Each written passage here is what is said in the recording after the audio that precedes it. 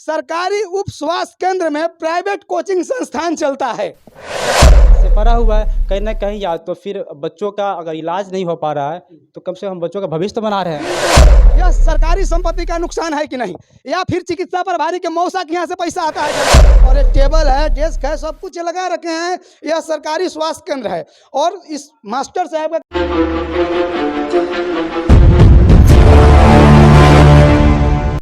और एक कहावत है कि अपना सत्तू जूता में सान कर खाएं तो आपको क्या मतलब है। अभी मैं मुजफ्फरपुर जिला के साहेबगंज प्रखंड में हूँ और साहेबगंज प्रखंड के एक मैं प्राथमिक उप स्वास्थ्य केंद्र में खड़ा हूँ। यहाँ पे लिखा हुआ है चमकी की धमकी। बाकी वास्तविक ज्वार से लेकर यहाँ पे हर तरह की जो प्राथमिक स्वास्थ्य केंद्र पर जो सुविधा उपलब्ध होता है उसका ईमानदारी पूर्वक यहाँ पे बोर्ड लगाया हुआ है। यहाँ पे एक गंभीर बीमारी है जो समय से इलाज से ठीक हो सकता है। बहुत तरह का मास्तिक ज्वार, इसका लक्षण बताया गया है, सावधानी भी बताया गया है। नियंत्रण कक्ष संपर्क सूत्र जो है यहाँ पे सबका लिखा हुआ है। प्राथमिक चिकित्सा प्रभारी, प्राथमिक स्वास्थ्य प्रबंधक, सबका नंबर बाइजत बहुत सुंदर सुंदर साफ अक्षर में लिखा हुआ है। और सबसे बड़ी चीज़ है कि यहाँ पे बिजली का मीटर भी लगा हुआ है और यह उपयोग में है। ठीक है। अब ये संविधान का पाठ पढ़ाने वाले या हमेशा मास कम्युनिकेशन की बात करने वाले और हमसे सवाल करने वाले से पूछ रहे हैं कि ये जो बिजली का बिल है यह सरकारी संपत्ति का नुकसान है कि नहीं, या फिर चिकित्सा प्रभारी के मौसा के यहाँ से पैसा आता है जमा करने के लिए, यह सवाल है कि नहीं। जब सवाल किया जाता है तो बोलता है लोग कि आप पत्रकार हैं, आपको हकीकत और सच्चाई को दिखाना है, आपको जजमेंट नहीं करना है। तो मैं भी जजमेंट नहीं करना चाहता हूं, लेकिन इस बिजली के ऊपर मैं एक बार फोकस कर रहा हूं कि चिकित्सा प्रभारी के मौसा के घर से पैसा आता है जो बिजली बिल जमा होता है। चलिए इतना तो आप जान लिए। आगे मैं आपको दिखाने जा रहा हूँ सरकारी उप स्वास्थ्य केंद्र में प्राइवेट कोचिंग संस्थान चलता है।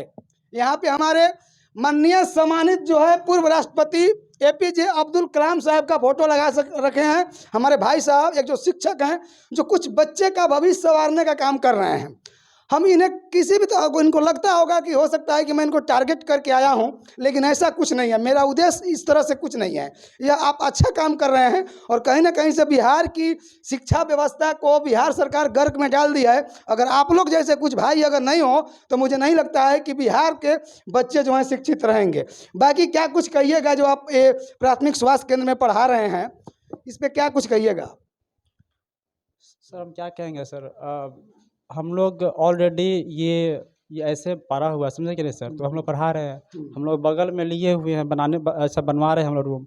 तो 5-10 दिन में सर चल जाएंगे यहाँ से, समझे कि नहीं। कितना दिन से आप इसमें पढ़ा रहे हैं। इसमें सर वही साल 1.5 साल से पढ़ा रहे हैं। मतलब कि हम लोग 10 बजे के बाद पढ़ाते हैं, जो ये खुला रहता है तब। मतलब कि जब मतलब कि जैसे ना 10 बजे के पहले जब ना नर्स लोग आती है तो उसके बाद क्लास ऑलरेडी सब बंद हो जाता है। नर्स लोग यहाँ पे आती हैं, आती है, समझे। उसके बाद क्लास बंद हो जाता है, फिर शाम पर वही 3:30-4 बजे से चलता है क्लास। पैसा वैसा का डिमांड तो नहीं करता है वो लोग। नहीं, पैसा का डिमांड नहीं करता कुछ भी।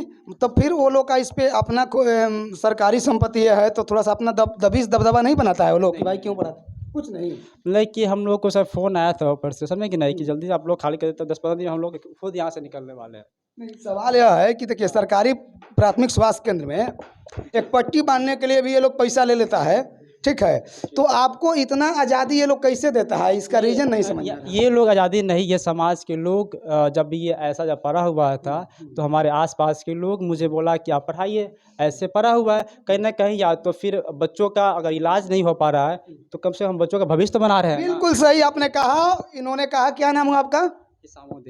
हिसामुद्दीन भाई हैं और इनका कहना है, मैं इनके बातों से सहमत हूँ और मुझे गर्व है कि ऐसे ऐसे कुछ लोगों के, कुछ भाइयों के कारण जो है ना बिहार की शिक्षा व्यवस्था थोड़ा बहुत बचा हुआ है। लेकिन बिहार की शिक्षा व्यवस्था, जो बिहार के शिक्षा मंत्री हैं, बिहार की सरकार हैं, इनकी बस की नहीं है। छोटे से लोग जो हैं शिक्षा व्यवस्था को सुधार सकते हैं। और कुल मिलाकर इनका कहना है कि यहाँ पे स्वास्थ्य से संबंधित लोगों का भला तो नहीं हो पाता है, तो मैं कुछ बच्चों का भला कर देता हूँ, शिक्षा दीक्षा वहाँ पे देता हूँ। और एक टेबल है, डेस्क है, सब कुछ लगा रखे हैं। यह सरकारी स्वास्थ्य केंद्र है।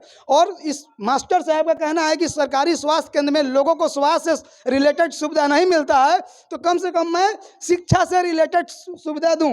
हालांकि ये बढ़िया चीज़ है, स्वास्थ्य और शिक्षा दो चीज़ जो है अहम, दोनों अहम चीज़ है, जो दोनों एक ही बिल्डिंग में हो रहा है। लेकिन सबसे बड़ी दुर्भाग्य है कि सरकारी बिल्डिंग में, सरकारी स्वास्थ्य केंद्र में जब प्राइवेट कोचिंग संस्थान चलने लगता है तो कहीं ना कहीं से सरकार के ऊपर सवाल खड़ा होता है। और जो रात में जाकर छापा मारते हैं माननीय जो है हमारे उप मुख्यमंत्री, डिप्टी सीएम, खूब सोशल मीडिया पर फैलाते हैं, तो इस वीडियो को कहीं नहीं फैलवाते हैं जी।